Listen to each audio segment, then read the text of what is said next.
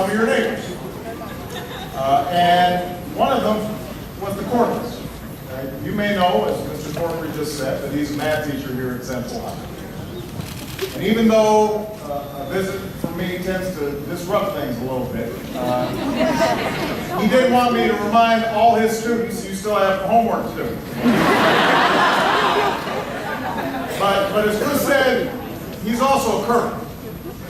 Recently retired after 26 years in the military.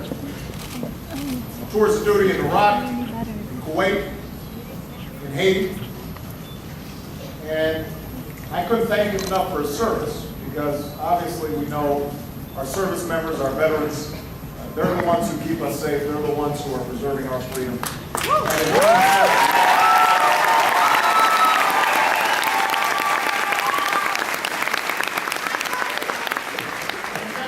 This holiday season is going to be a season of homecomings for folks all across America, because by the end of next month, all of our troops will be out of Iraq.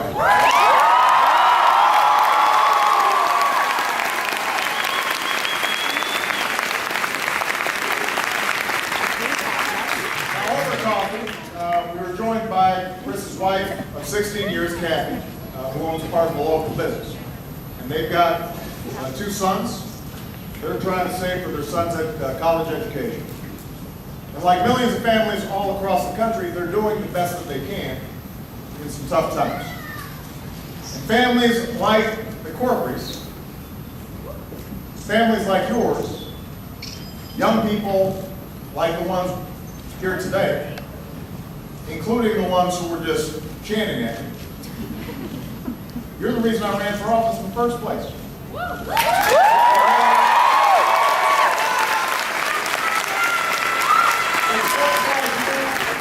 Why I spent so much time up here in the dead of winter 4 years ago. Because even then, we were going through a difficult decade for the middle class. For more good jobs and manufacturing that was leaving our shores. More of our prosperity was built on risky financial deals and homes that weren't properly financed. And families watched their incomes fall. And wages flatlined, and the cost of everything from college to health care kept on going up. And then the financial crisis hit in the closing weeks of the campaign, and that made things even tougher. Today, many Americans have spent months looking for work.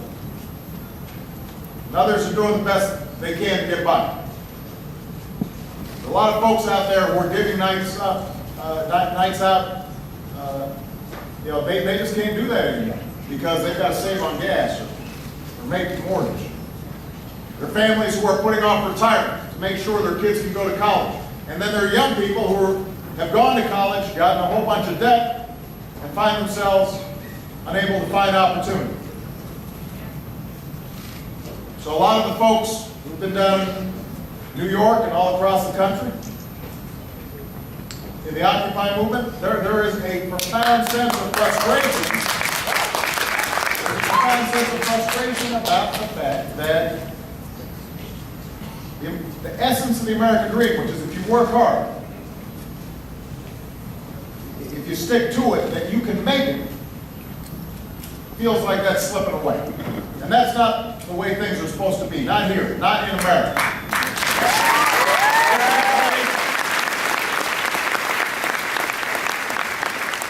This is a place where your hard work and your responsibility is supposed to pay off. Supposed to be a big, compassionate country where everybody who works hard should have a chance to get ahead. Not just the person who owns the factory, but the men and women who work on the factory floor.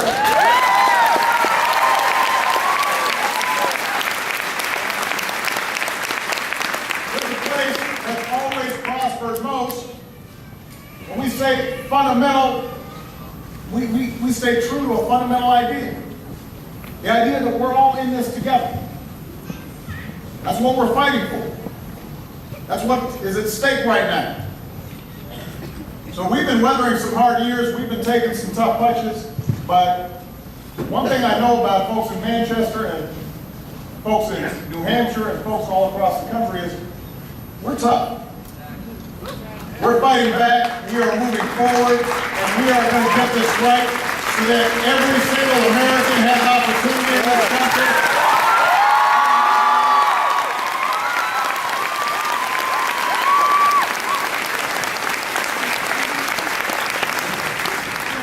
We are not going to have an America in which only a sliver of folks have opportunity. We're going to have an America where everybody has opportunity. And that's going to take some time.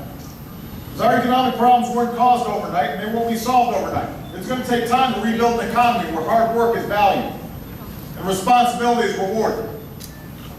It's going to take time to rebuild an economy that restores security for the middle class, renews opportunity for folks trying to reach the middle class.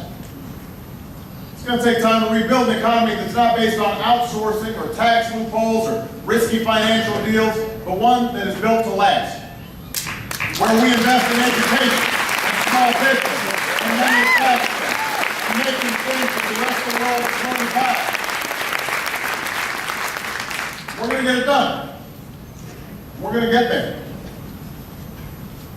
And right now, we've got to do everything we can to put our friends and neighbors back to work and help families like the Corporys get ahead and give the economy the jolt that it needs. And that's why 2 months ago, I sent Congress the American Jobs Act.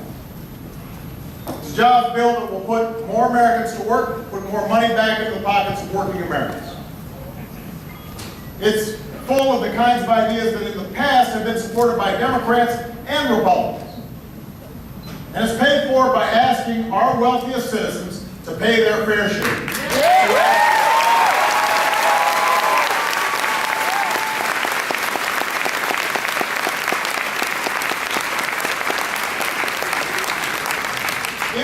Independent economists said it would create nearly 2 million jobs, grow the economy by an extra 2%.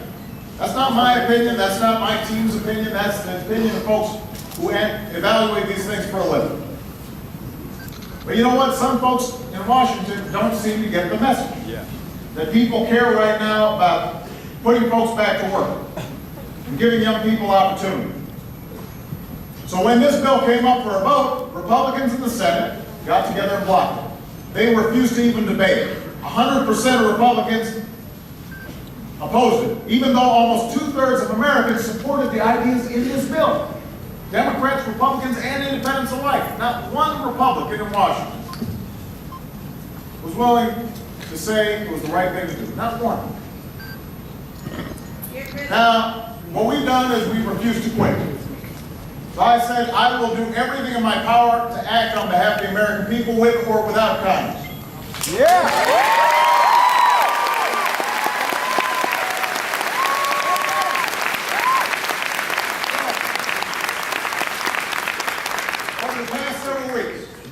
We've taken steps on our own to give working Americans a leg up in a tough economy. We announced on our own a new policy that will help families refinance their mortgages and save thousands of dollars. A lot of the young people who are in New York and around the country, they're worried about student loans. On our own, without Congress, we reformed the student loan process to make it easier for more young people to pay off their debt.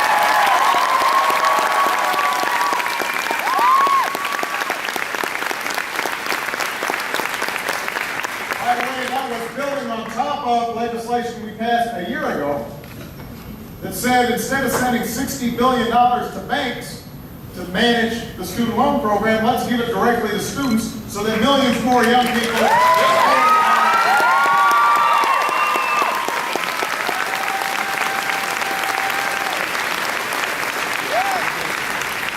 We enacted several new initiatives to help our returning veterans find new jobs, get training for those jobs. The kind of outstanding young men and women that Chris was talking about, who come home. I was up in Minnesota, met a young man who had been an emergency medic in Iraq, saving lives under the most severe circumstances. He came home, and he was having to take nursing classes all over again, even though for the last 2 years he's been saving lives in the field. Didn't get any credit for it. So we're starting to make changes. to say, if you're qualified to save a life on the battlefield, you can save a life in an ambulance.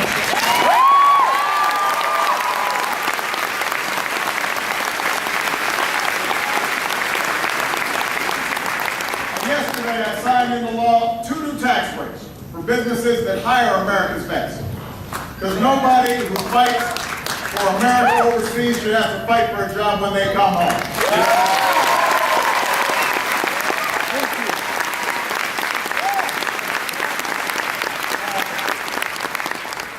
These tax breaks back in September as part of my job fulfillment. And thanks to folks like Gene Shaheen and some Republicans, we actually got this part of the bill passed. We finally got them to say yes to taking action that will create jobs and boost this economy.